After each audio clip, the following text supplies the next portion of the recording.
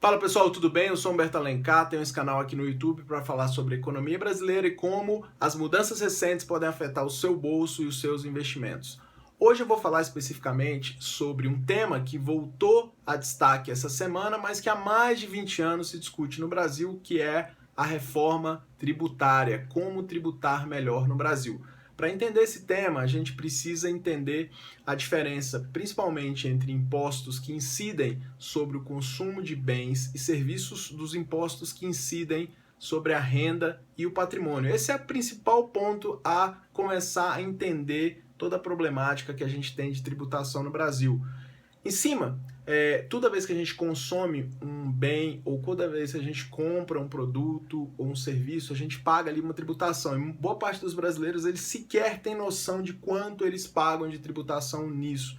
Mas eu preciso falar para vocês pagam uma das maiores, vocês não, a gente paga uma das maiores cargas tributárias em cima de consumo de bens e serviços do mundo. Hoje, se a gente fosse transformar todos esses impostos em um só, essa carga tributária giraria em torno de 27,5% em cima de consumo de produtos e de serviços.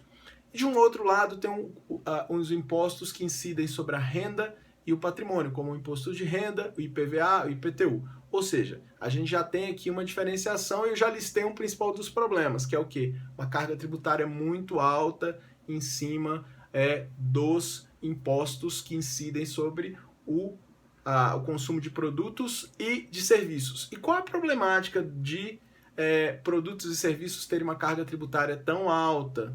Né? Proporcionalmente, deveria ser mais equilibrado. Impostos que incidem sobre a renda e patrimônio deveriam ser maior no Brasil, mas no Brasil é desequilibrado. É que esses tributos que incidem sobre o consumo de produtos e de serviços, que no Brasil é muito, muito alto, eles afetam principalmente a população mais pobre. Por quê? Porque a renda da população mais pobre, primeiro, que ele não guarda, não faz poupança, não investe porque não sobra nada. Né? Então ele paga uma carga tributária altíssima, né?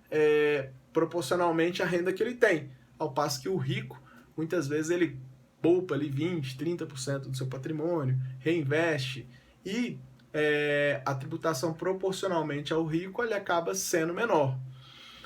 Então, eles têm um dos principais problemas que a gente tem que discutir, tem que se discutir no Brasil em cima, e por isso que a reforma tributária é tão importante vir à tona essa discussão. Um outro problema, simplificação tributária no Brasil. O que acontece hoje no Brasil? Olha só, tem 27 estados tributando de forma diferente, cada estado tributa com uma legislação específica, muitas vezes os produtos têm legislações específicas, ou seja, se perde muito tempo, muita energia das empresas na tributação, ou seja, faz com que a economia brasileira seja menos eficiente. Esse é um grande problema que a gente tem hoje. Eu peguei um dado para vocês terem uma ideia. No Brasil, a cada 200 funcionários, um fica exclusivamente focado em como pagar tributos da empresa, seja um contador, seja um advogado tributarista. Esse número nos Estados Unidos é 1 para cada 1.000, ou seja, olha a diferenciação. Isso porque no Brasil há uma complexidade no sistema muito grande e tem que ser resolvida. Um outro problema que tem que se resolver, já falei, simplificação, um outro problema. Vamos falar agora da guerra fiscal. O que acontece? O que é a guerra fiscal que acontece no Brasil, que é um outro problema também que afeta a economia brasileira? Os estados, eles têm um poder de quê? Como há uma legislação muito específica para cada um, de reduzir muitas vezes para atrair ali a empresa para a sua região, para o grupo empresarial para a sua região, ele reduz a carga tributária de determinados impostos ali, e aí a empresa acaba indo para um outro estado pelo qual ela não tem uma vocação para estar instalada ali. Vamos supor que uma empresa, o foco dela seja exportação de produtos. Por que ela tem que estar localizada longe de um porto? Ela tem que produzir perto de um porto para o quê? Ela eliminar o custo do transporte. Mas muitas vezes ela vai para o interior do país, para quê? Porque recebe um incentivo fiscal. E aí tem vários e vários exemplos de empresas que não estão localizadas no seu melhor lugar em termos de vocação empresarial, né, abatedouros que estão onde não tem boi, por exemplo. E aí vai. Ou seja, você tem todo um custo de produtividade, de logística no Brasil que poderia ser melhorado com uma simplificação, uma unificação dessa questão tributária. Então, eliminação da guerra fiscal, eu acho que é um dos problemas que tem que ser discutido no Brasil e que tende a melhorar a produtividade das empresas como um todo e tornar os produtos brasileiros mais competitivos em termos internacionais. Um outro problema que a gente precisa atacar nessa questão da discussão tributária.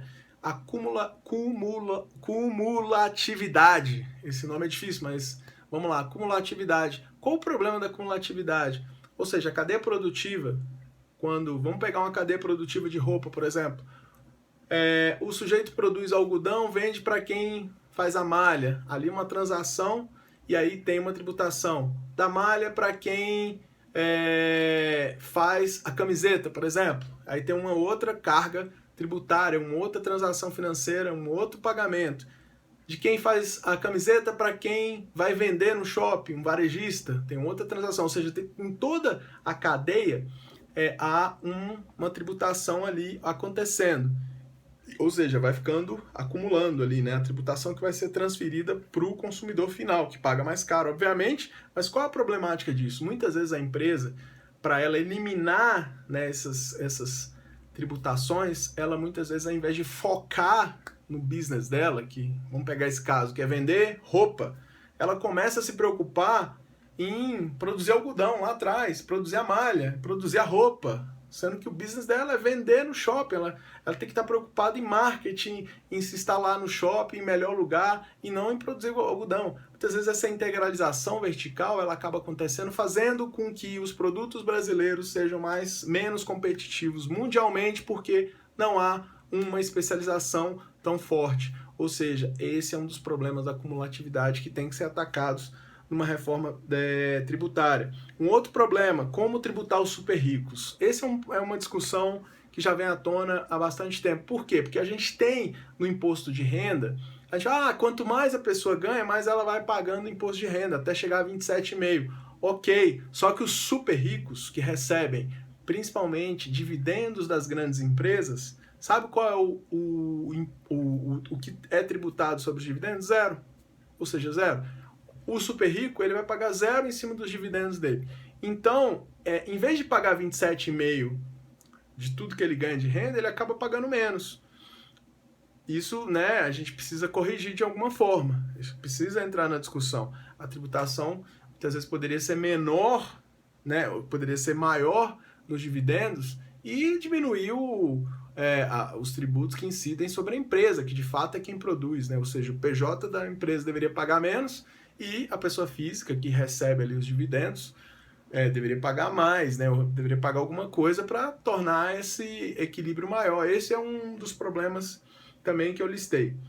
Então, resumindo, guerra fiscal, simplificação, como cobrar os super ricos, como fazer com que os pobres paguem proporcionalmente menos, né? A questão da progressividade e a questão da acumulatividade. Eu acho que esses são os principais problemas. Se você gostou desse vídeo, se inscreve aí no canal, clique em gostei, a gente volta com mais um próximo vídeo falando sobre mudanças que estão acontecendo na economia brasileira e a gente se vê. Um abraço!